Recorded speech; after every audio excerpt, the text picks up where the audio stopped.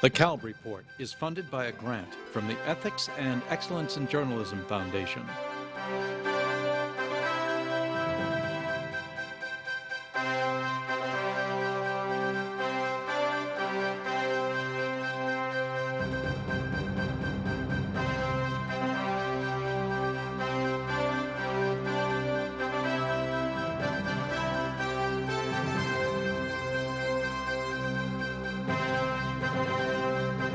From the National Press Club in Washington, D.C., this is the Kalb Report with Marvin Kalb.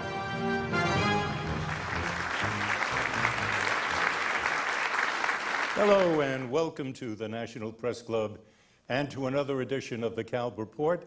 I'm Marvin Kalb, and our program tonight, Inside Baseball, a conversation with the Commissioner, Rob Manfred.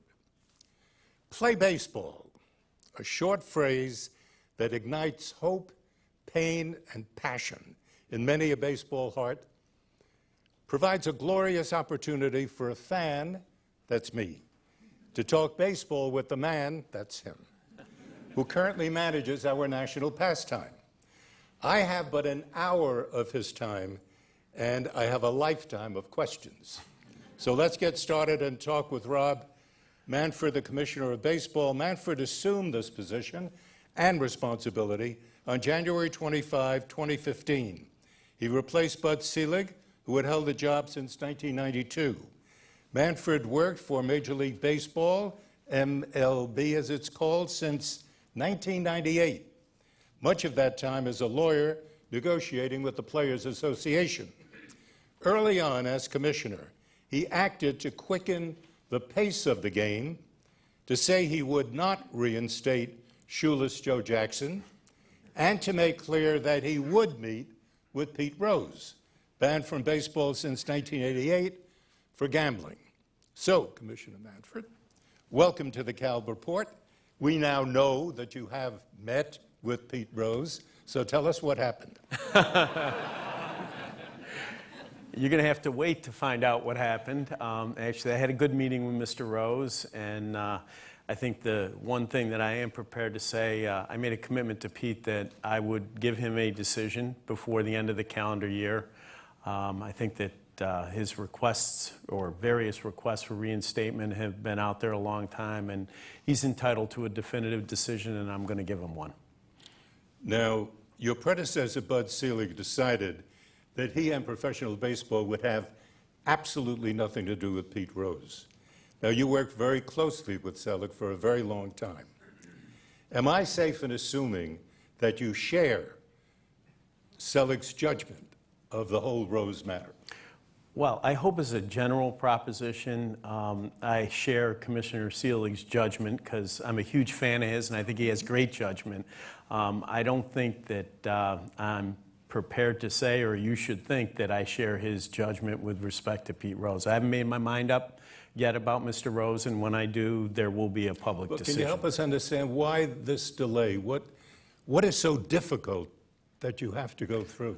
Well, I think it's important to understand the facts surrounding Mr. Rose's time in baseball, and those facts have actually evolved over time in terms of... Facts evolve? Yeah, well, Mr. Rose's view of the facts has evolved over time. I think that it's important to try to understand what the facts really are, number one. I also think, given the length of time that's gone by with Pete on the ineligible list, it's important to understand what he's trying to achieve. And what is he trying to achieve? Why he wants to be reinstated in baseball. Does he want to work in the game? Does he want to be eligible for the Hall of Fame? And did he make all of that clear to you when you met with him? We had a conversation about what his interests are, and I'm not really going to go beyond that. We don't have to go any further. I'd love to go further. And I wouldn't, so we can agree that we're not. I'm aware of that. Okay. No, but on Rose and all other baseball issues, so much hangs on your feelings about the relationship of baseball to this country. And the French-born American historian Jacques Barzin once said, "Whoever wants to know the heart and soul of America had better learn baseball." And explain to us from your own heart and soul. What is it about baseball that creates this link with the heart and soul of the country? Well, I think that there are certain aspects of our game, baseball, that are endearing to people over very long periods of time. And it results in a phenomenon that I think is crucial to understanding baseball. I remember the first time, my first ball game was at Yankee Stadium. It was on August 8th, 1968. I remember walking into that ballpark.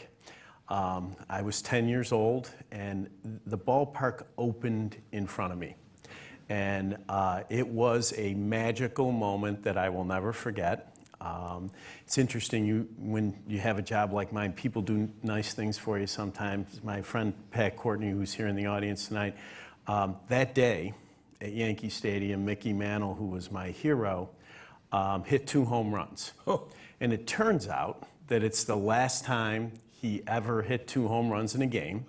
And if they hadn't taken my phone away from me before this, I would show you the video of those 2 home runs, because I carry it with me on my phone. I think that reaction to the game is something that stays with people their whole lives. And when you get past that initial reaction, you come to understand that baseball teaches you something about failure that is really, really important. That is that you get another chance and you can overcome that failure. That baseball is uniquely a team undertaking. You think about it, we often talk about marketing our stars. Mm-hmm. You know, during a broadcast, a player, if he's lucky, is on camera for under 2 minutes in a broadcast. And why is that? Because the game's about the team. It's not about any individual. And I think those values are consistent with the values that are really important to our country. Yeah, fascinating.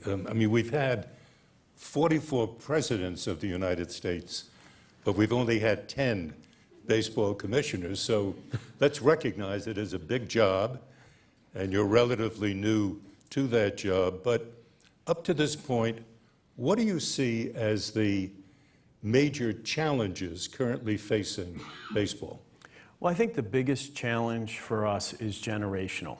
I feel a tremendous responsibility to make sure that those of us who are involved in the game now manage to pass down to the next generation the same sort of love and respect for the game that I think we all share. And that's a challenge in a society like ours that's very fast-paced, has so many more entertainment alternatives than we had as kids, frankly, has more sporting alternatives than we ever had. So I think that it is a challenge, but I think it's a challenge that our game is up to. I think that we can engage young people in creative ways and make sure that baseball stays America's pastime. One has a feeling, anyway, that among young people in this country, there is a very rapid metabolism. And the game of baseball basically proceeds at its own clip. Mm-hmm. And how do you marry those two rather large phenomena? You know, the answer to every question today, no matter what people ask you, is technology. And I think technology is a big part of the answer to that question. If you look at our broadcast audience skews on the older side. In contrast, our digital products, MLB.com, and this year I think there were 11 million people that downloaded the At-Bat app. The average user of At-Bat is 33 years old. Mm. So what does that tell me? What that tells me, if you give young people the right technology to enjoy a great game, you can get them as hooked on baseball as the original television broadcast did for our generation. That's very interesting. Now, you're a lawyer, but your predecessor, Bud Selig, was a team owner, and there's very different backgrounds. What type of background better prepares a commissioner to do his job? Well, I want to be clear. Bud was an unlicensed lawyer.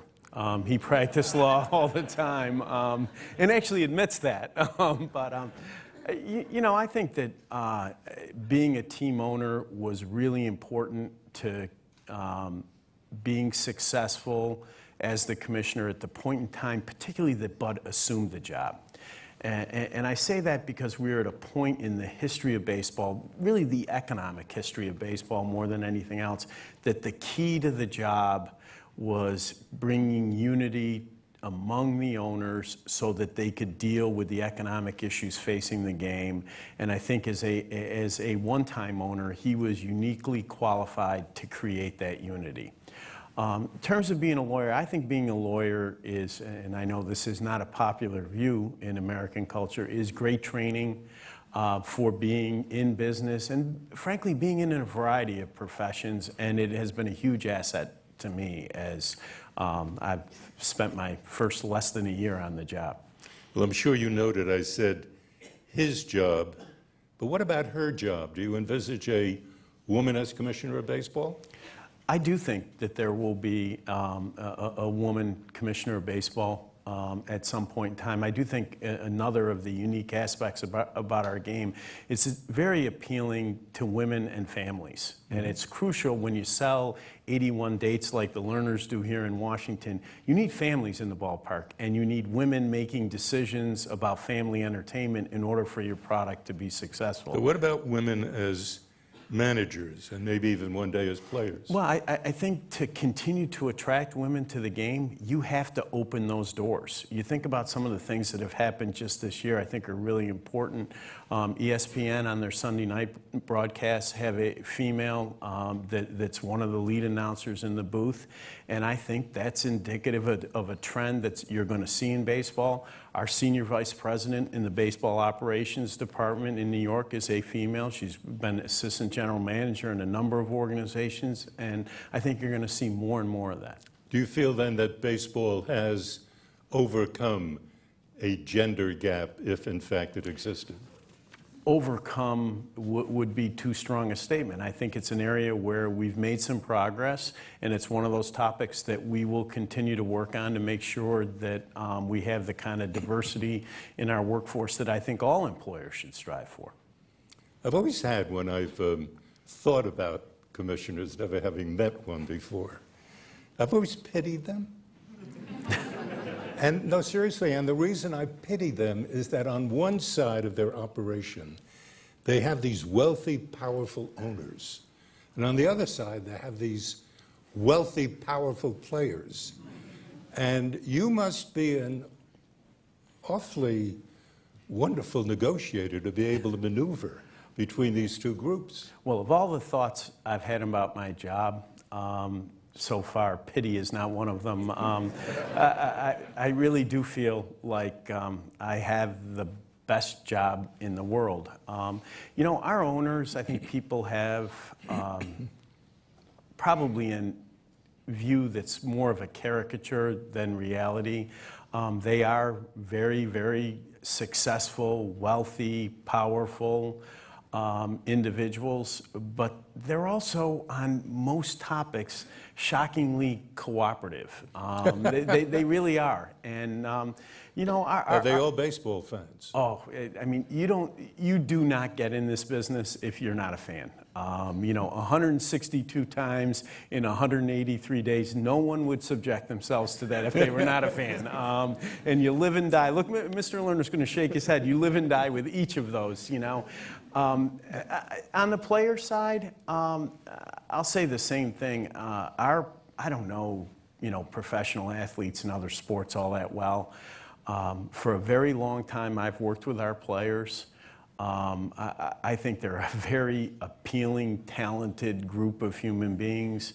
I've bargained with them in some really difficult situations and have managed to make agreements that I think over time have been good for them and good for us. What has been the most difficult issue that you've had to negotiate on? I think the toughest issue for us to grapple with is performance-enhancing drugs. I think that the issue arose in a regulatory framework that made the issue more difficult when dietary supplements were deregulated.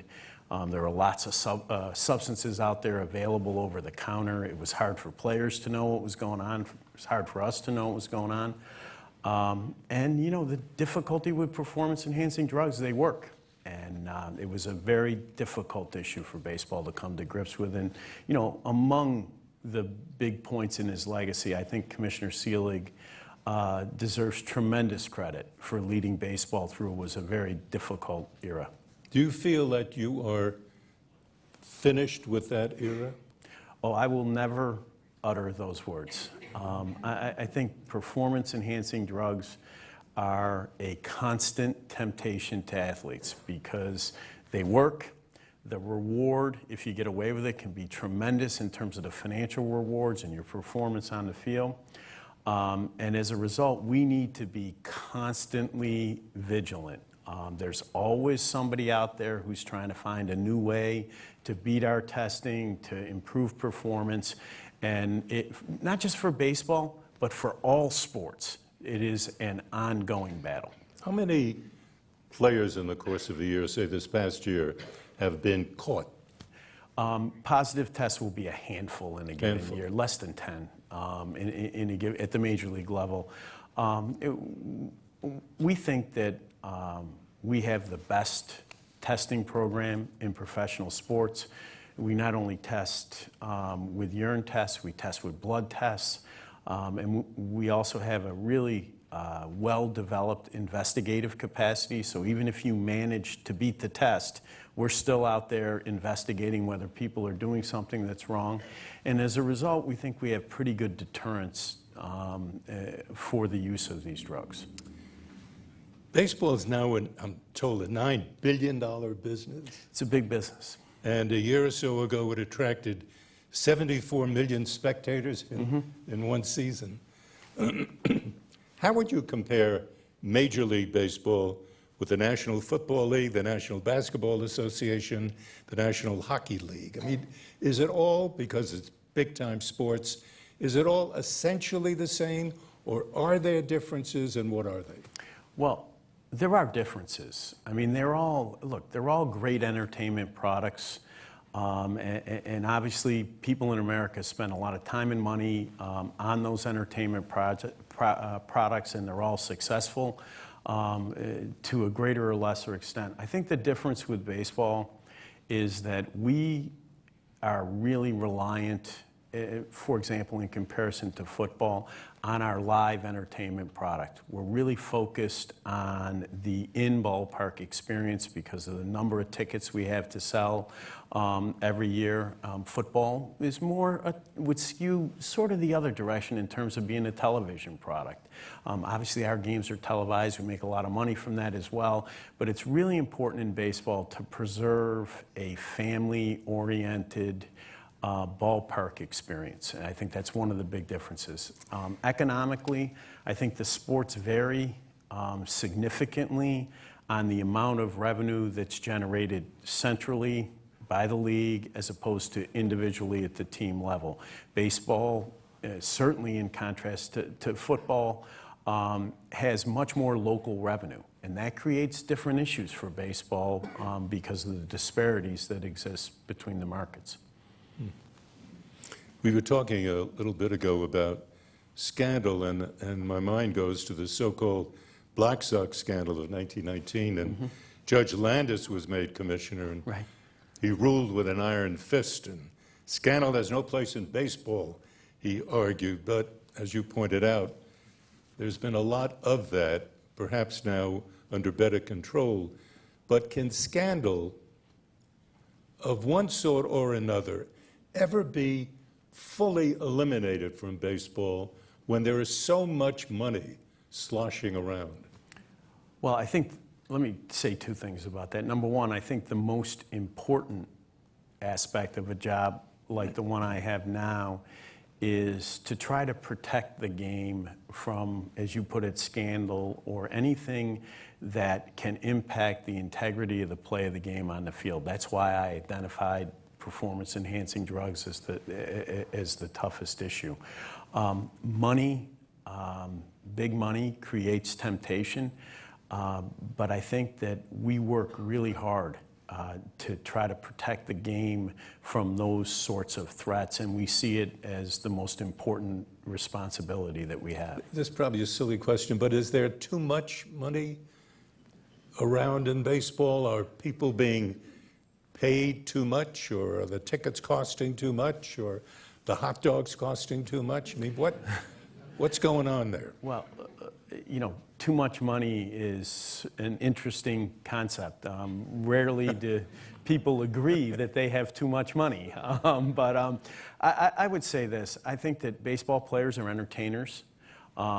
Professional sports, generally speaking, is one of the few forms of entertainment that can still deliver a mass audience on television. And as a result of that, those entertainers are very well paid. I think that it's important to focus on the cost side of the equation as well as you raised it. I think baseball, among not only professional sports, but entertainment alternatives generally, is a very affordable product. Even in Yankee Stadium, people talk about the prices of tickets in New York, and things in New York tend to be more expensive than in some smaller markets. You can still buy a bleacher seat in Yankee Stadium for $5. And I think that the owners in baseball work very hard to make sure that we have an affordable family product for people. I'm curious about this DraftKings, this fantasy baseball business. Yes. You've said that it's an entirely legal operation. I take your word for it. But is there, do you know for a fact that there is no betting on fantasy baseball? Well, fantasy baseball is not legally a bet. There are prizes associated with fantasy baseball winners, but it is not a wager in the same sense that, I say to you, you take the Giants, I'll take the Redskins, and we'll decide who's going to pay whom $10. They're prizes. They're set prizes in advance for a game of skill. And I think what people fail to appreciate about fantasy baseball in particular, you're not betting on the outcome of a game. Okay? What you're doing is you're picking players from multiple teams within a certain defined set of rules that limits the amount of money you can spend on those players, and trying to figure out if you have enough skill to put together a team that's better than the other people who are in the same contest. And whoever is the best at that contest wins. It has nothing to do with whether the Nationals beat the Yankees or the Orioles on a particular night. Yeah, but I can understand that even in the way you described it, that there could be a way of betting an outcome. I was only asking you whether you know for a fact that there isn't any betting, and you seem to be saying yes, that you know for a fact there's no betting. Certainly in the business that DraftKings runs, okay, there is not betting in the legal sense involved. It's a prize contest. Now, whether illegally or otherwise there's betting on fantasy, no one can know the answer to that. Well, what we do know is that baseball fans love statistics. They do. They love batting averages and RBIs and home runs. And before going to bed, I check baseball scores every night. And I assume that all baseball fans do that kind of thing. Do you check them online, or how do you do it? Online. That's very good. Yeah. We like that. But what I'm interested in is, for that reason, I'm interested in knowing whether you, as the new commissioner, are planning any changes to the rules of the game.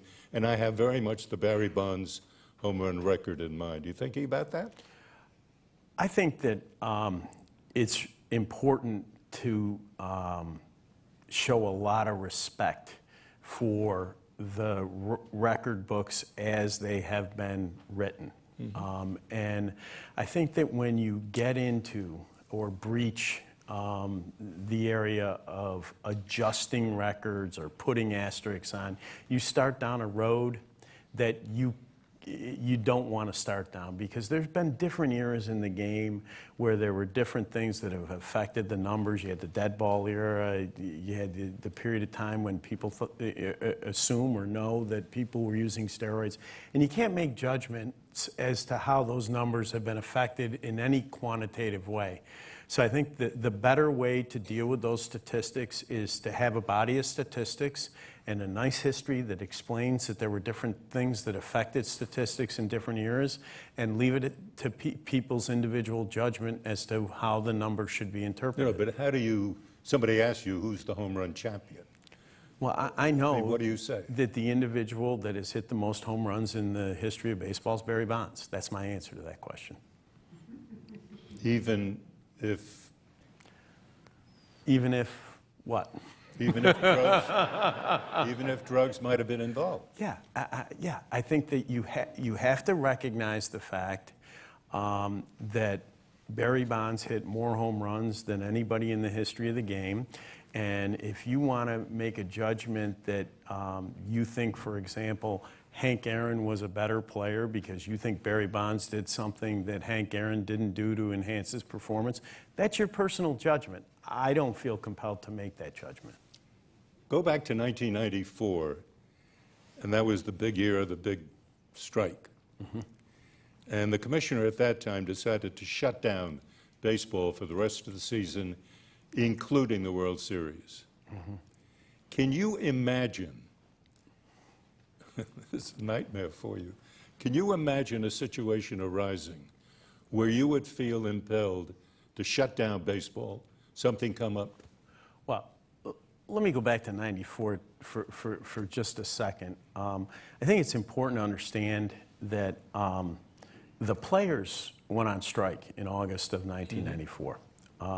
They picked the time that they went on strike because they believed, as is their right under the law, that it would provide maximum leverage on the clubs because they assumed that the clubs would never want to lose a World Series. At the point in time that Commissioner Seelig announced that the World Series was canceled, he was stating a fact. He didn't make a decision that he wanted to cancel the World Series. He was stating a factual reality. We had gotten to the point in the calendar where it's simply impossible to play a World Series, that the players had stayed on strike long enough that there was no way to get the players ready, determine a champion, and still have a World Series. So he didn't make his mind up, gee, I don't want to play the World Series. He just recognized factually that's where he was. That's a very good point, and I thank you for that. But get back to my question. Okay.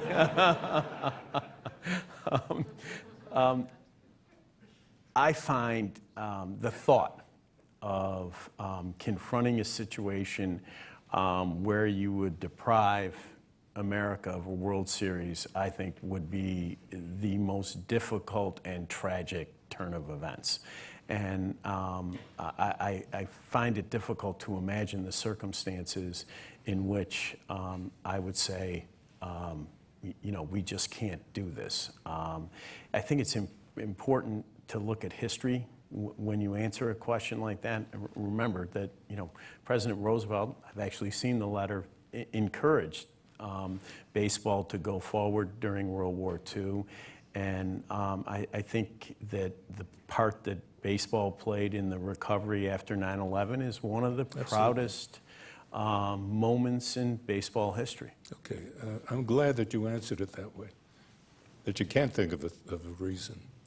There are now 30 teams in baseball. 29 of them are based in the United States and one in Canada.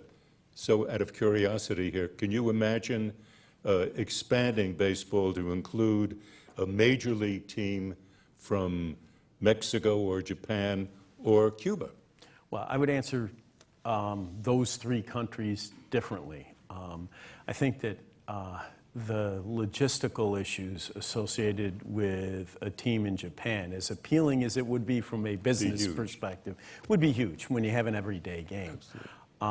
Mexico, I think, presents a tremendous opportunity for baseball. It's a country where baseball is part of its culture. There would be a really significant broadcasting opportunity. And maybe most important, I think a team in Mexico would help baseball engage the Hispanic audience in the United States in a way that we've not always been as successful at as we wish we were. Cuba, off the charts in terms of baseball as part of the culture. Love the idea of a more complete engagement with Cuba. I think the viability of a major league franchise there is dependent on economic development that's sort of above my pay grade. I don't think right now Cuba would be in a position to support a major league franchise, but at some point down the road, we love markets where baseball is part of the culture. No, but am I right in thinking that Mexico seems like a place you might be going? I think Mexico presents a more realistic, relatively short-term opportunity than Where you Cuba. could bring a team in from Mexico and have it be part of either the National or the American League. Yeah, I mean, I think what you would be looking at realistically, you'd be looking at a two-team expansion.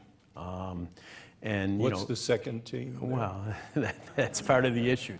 You can't have 31 teams. You can't have an odd number of teams in an everyday game. So you need two. So what would be the 32nd? That's a tough question, and I mean that. It really is a tough question. Probably a market in Canada would be most likely. Oh, I see. The designated hitter rule. You think that's fair?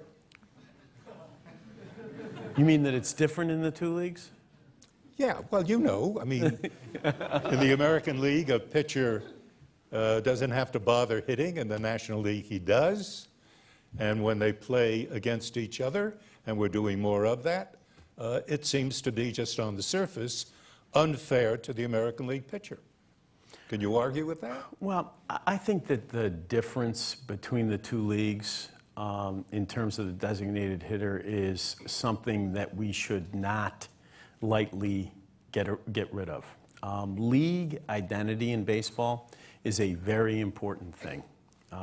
I bet you if you asked the Washington Nationals if they wanted to be in the American League, they would tell you, forget it. We like it just where we are, and I think you get the same answer from every team in each of the two leagues. But is that because of the designated hitter? No, it's because there's league loyalty, and that leagues matter from a competitive perspective. And now that we have interleague play, really the single distinguishing feature between the two leagues is whether or not they use the designated hitter rule, and I would not want to give up that distinguishing feature lightly. I think our players are really great athletes, and I think American League pitchers, with interleague play in particular, are adept enough to hit when they have to hit. Well, now, I've read many articles quoting managers as saying that if they have to play a National League team and you're an American League team, that it's very difficult. You have to reorganize your lineup and all that stuff. And it does sound, just on the surface, to be unfair, but you're not going down that road at all. Well, it's an interesting thing about managers. Managers get judged on whether they win or lose, right? And so it is in their self-interest to explain to you there's reasons why it's really difficult for them to win. No, we're not buying that one. Why don't we go to smokeless tobacco? Do you think it's a good idea that players are chewing tobacco in the dugout, spitting some of it out, while the camera is focused on them and young kids at home are watching it? No, I think it's a really bad idea, actually. We have banned smokeless tobacco in the minor leagues for literally 2 decades. What about the major leagues? At the major league level, we have an obligation to bargain collectively with the MLBPA. We have proposed bans on tobacco repeatedly. It is an issue that they've not been willing to agree to. As important as I think it is not the sort of issue where you shut the game down over it. We continue to work with our players in terms of education. We've made some progress in recent years in terms of visibility of tobacco on the field. In particular, you'll notice you don't see players with tins of tobacco in their back pockets anymore. And it's an issue that we will continue to work on. Interestingly, we've gotten some help. Number of localities have passed ordinances that prohibit the use of tobacco in ballparks. But that would include the player in the dugout? Yes. I see. Okay. Do you anticipate allowing more teams in at the playoffs? I think our teams generally do not favor expanding the playoffs. I think part of the appeal of our postseason is that it remains the most selective postseason in professional sports. And interestingly, as much as each team wants to get there, they want to get there in a system that's selective. I mean, there's a little irony there, a little conflict, but I think in general, we like the idea of having a very selective playoff system. What about these play reviews? Instant replay.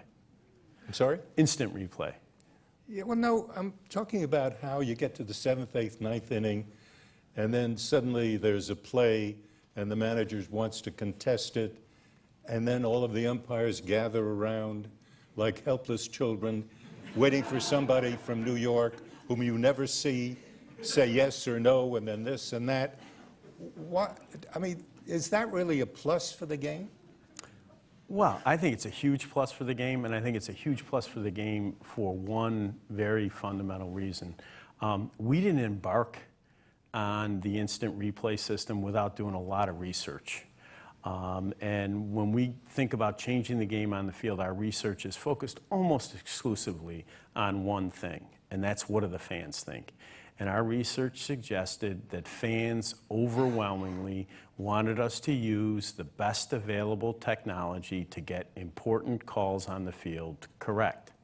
And if you want some anecdotal support that that's the way they still feel, when I got to my office this morning, I had 4 voicemails. 3 of them were from fans who wanted us to expand instant replay to the calling of balls and strikes because they were dissatisfied with what had happened with their team the night before. So, you know, I think we're in the right place on that one. Well, does it have to be tweaked a bit to make it more effective? I mean, for example, are you happy with the idea of the mystery of the people up in New York? Who are those people?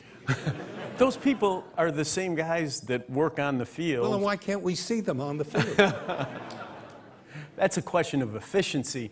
Look, I think that in terms of the mystery, I think it's very important, and one of the best aspects of replay is that you can see the videos that are ultimately determinative of a replay in the ballpark on the video board, and I think that's very important. If you ask me the one thing I'd change about replay, it's speed. What do you mean by that? How long it takes to complete the replay process. And the answer... You would want to put a ceiling on that? I'd want it to be quicker. I don't want to truncate the process and have them make a bad decision, but what I do want to do is use the best available technology to make sure that the length of time that a replay takes is as short as possible. I'll give you the perfect example. Most common call subjected to replay is whether a runner is out or safe at first base. Every morning I get an email with all of the replays from the night before, and I can review them. This year, the time that it takes to do that outer safe call at first base has been reduced because in some of our ballparks, not everywhere yet, we have super slow motion cameras.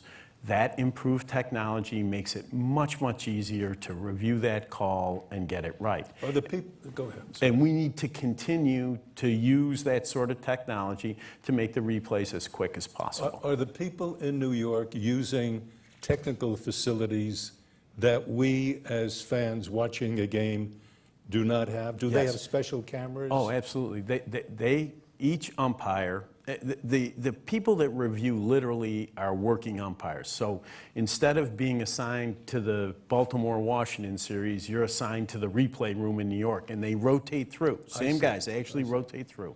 There are 6 booths down at MLB.com, and there are monitors on 3 sides of the umpire. And when there's a play that we think might be subject to replay, they actually start before. They load all of the angles of the play that they have from all of the broadcasts. And that replay can be moved forward, backward, slowed down in ways that you absolutely cannot do on your television set. And if you're bored someday in New York, a great tour is a tour of the replay room. People absolutely love it, fascinated by the technology. And the technology is so good, we have a lot of other sports who are thinking about adopting a similar type setup. I look forward to that. Okay, you're on. You were talking earlier in the program about baseball and the media, and you were saying how Major League Baseball a couple of years ago, entered the field of sports journalism in a really big way with launching of the MLB.com, as well as the MLB Network on cable television. There's more news now about baseball, I think, than there has ever been, and there are terrific sports writers and young aspiring journalists, of which I imagine there are any number of them here, also have a field. So it was obviously a good decision on your part to go in that direction. So I'm just curious, two questions. How much did it cost you to go into that line of work, and how profitable is it for you now? Well, MLB.com has been a tremendous business success for Major League Baseball. Give us a sense of numbers. Well, I'll give you a sense. Maybe the best way to do it this year. Last year, MLB.com distributed $300 million to the clubs. Okay, that'll give you an idea about the. So that the MLB.com, on its own as a unit, Right. made Separate $300 million? from everything else that goes into New York, they made enough profit that they were in a To position kick off $300 million, which they then distribute to back 30 to the teams. teams, because the teams own it. So it's a very profitable business. Probably the most important and interesting part of the business has nothing to do with baseball. Which is what? MLB Advanced Media is widely regarded to be the premier provider of video streaming services. So if you go and watch HBO now, the stream of that video is provided by Major League Baseball Advanced Media. If you happen to be a wrestling fan and you watch WWE, the stream on WWE, their over-the-top product, is from MLB Advanced Media. And when you engage with digital hockey content starting this year, NHL content, that also will be provided by MLB Advanced Media. I ask this as a reporter, obviously, but does it affect objectivity or fairness in presentation if a reporter works for MLB and has to say or do something negative about MLB? Well, we draw a very distinct line between the management of the game and the content that is produced on the MLB Network and on MLB.com. You know, literally, I have no control over what happens or what's going on in terms of the way things are going to be reported either on the network or on MLB.com. So, you know, it's not like somebody checks with me when they're going to write a story. And if you look at the content, you'll see that baseball gets covered much the way it gets covered by independent outlets. And maybe the best indicator of its objectivity is that every once in a while we have an owner who calls and is not all that happy with the way a particular incident's been covered, and what we tell them is, you know, we have a rule about this. They're independent, they produce their own content, and, you know, it's getting covered the same way that it gets covered anywhere else. Let me carry that just one step further. Supposing a reporter came up with a really big story, not a matter of analyzing a picture or something like that, but a big story that affects literally either another drug scandal, for example, or affect the owner of a team in some very negative way. Would that reporter be able to report that story on MLB? Yes, is the answer to that. Go back and look at the coverage of the Alex Rodriguez case. I mean, it was a case that I was personally involved in. There were days that the MLB Network's coverage of Alex Rodriguez, there are pieces of it that I wish were different. But, you know, you don't always get what you wish for. Give me an example. Well, I mean, there's a lot of back and forth in that case about, you know, had we done things during our investigation that were inappropriate in terms of investigative tactics. And, you know, the network and MLB.com reported those stories, I would say, in a way that was consistent with the way they were reported in the press generally. I want you to imagine for a minute that you're not a lawyer and not commissioner, but a journalist covering Major League Baseball. What is the story about baseball that you feel should be covered but isn't? I wish there was more stories about our players as individuals. I think it's a really important form of fan engagement. I think that people know the basic facts about the game. As a matter of fact, you think about it, the morning newspaper, right?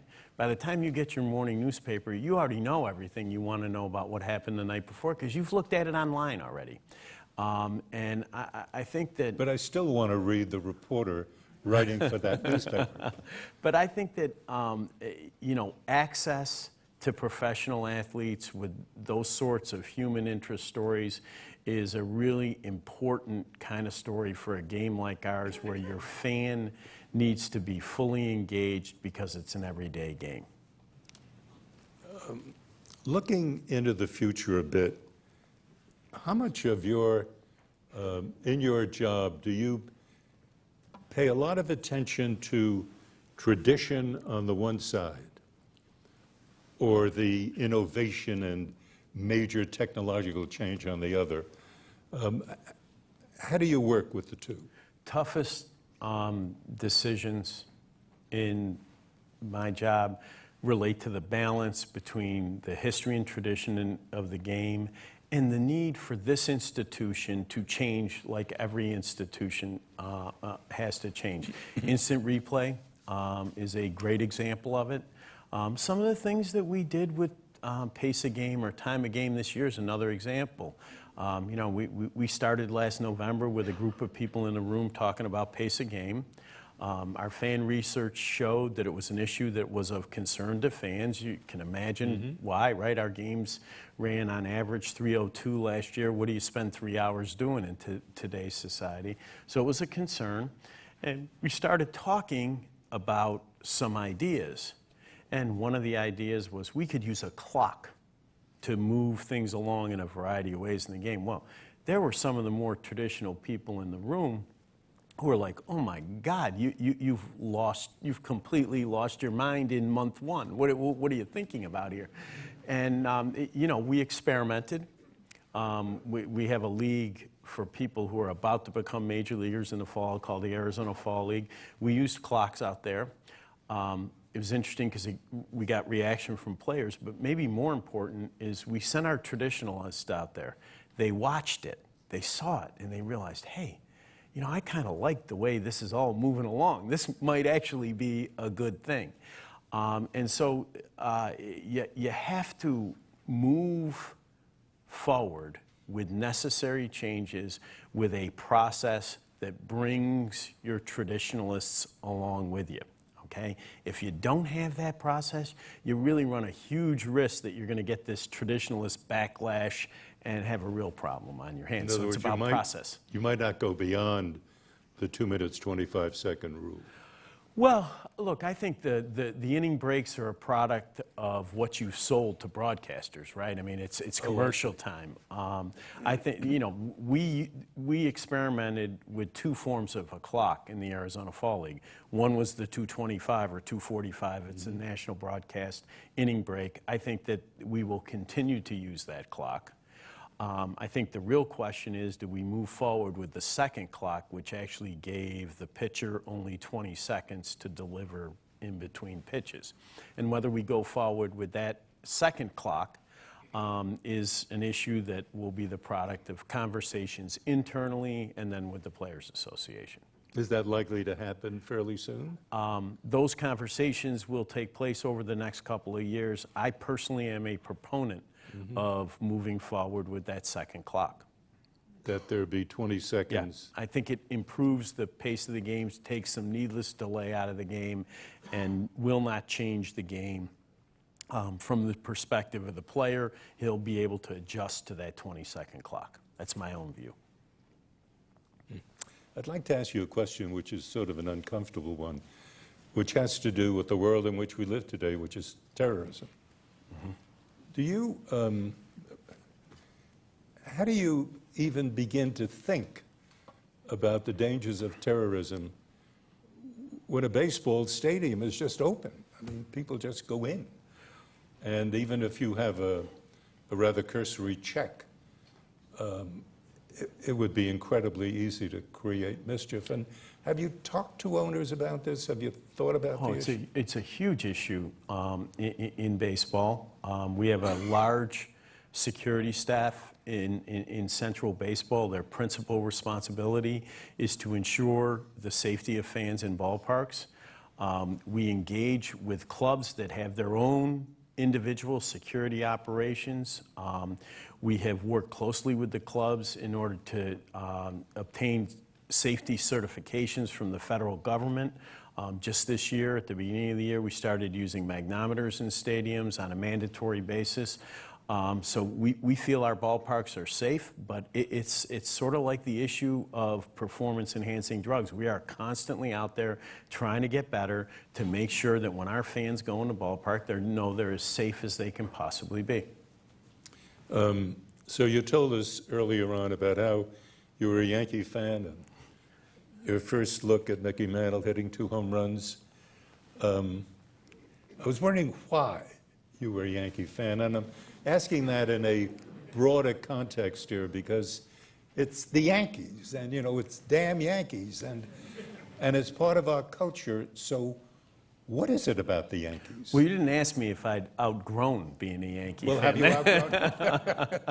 I have outgrown being a fan of any individual franchise. I think it's Is really... that literally the case because you're a commissioner? Well, you know, it literally is the case because I'm commissioner, but also, you know, we lived here in Washington. We were Orioles season ticket holders when there was no team in Washington. You know, I have an affinity for that team. But, you know, when you're commissioner, you have to be neutral. The reason I grew up a Yankee fan, I think, is the reason that most people are fans of an individual team. My father is a huge Yankee fan. He just recently turned 86 years old. He had never been to the new Yankee Stadium until 2 weeks ago, and I actually took him. It was a very fun day for him and for me. But I think that's why most people end up being fans of a particular franchise. It gets passed down to you. When you were first starting out as a Yankee fan in this case, who were your favorite players at that time? Well, in the very early years, Mickey Mantle was absolutely my favorite player. And then the Yankees went into a very difficult period where, you know, it was Bobby Mercer. I was a big Mel Stottlemyre fan. Those were the players that, you know, were the best players on what were not very good Yankee teams. Well, as commissioner, can you have favorite players? I have players that, you know, I've had personal relationships with over the years that have been involved in the bargaining process. And I have to tell you, because of those relationships, you know, you do kind of root for those individuals. It's hard not to. When the Pope was visiting Washington, he mentioned 4 Americans as kind of role models. Mm-hmm. Among them was Abraham Lincoln and Martin Luther King. I was wondering if you have role models. Yeah, I do have role models from a professional perspective. I think that when you look back at people that have been commissioners in professional sports, the first one that I knew well was Peter Ueberroth. I think Peter is a really dynamic personality. I think that his tenure as commissioner was marked by a spirit of independence that I think is really important to have in the job. By the same token, I think that from Commissioner Seelig, I learned the importance of process and consensus. You asked about owners early on. I think it's really important with owners to maintain a consensus, and the only way you do that is you go through a process that gives them a feeling of participation in what you're trying to accomplish. We've only got about 30 seconds left, but what advice would you give to young people considering a career in sports journalism or management? Well, I think that the most important thing in getting a successful career in sports is to become good at a particular substantive area. You want to be a sports journalist, get to be the best journalist you can be. You want to work in management, you know, it's important to hone your quantitative skills, learn to write well, and, you know, bring those basic skills to the table. I had a feeling this moment was going to arrive because our time's up. But I wanted first to thank our wonderful, engaged audience here at the National Press Club and online and on radio and television. But as important, my most sincere thanks to Baseball Commissioner Rob Manfred for taking the time to share his thinking and his plans for baseball, which is still the national pastime. So I thank you, sir, for your time and your insights. It's my pleasure. But that's it for now. I'm Marvin Kalb, and as Ed Merrill used to say many years ago, good night and good luck. Thank you.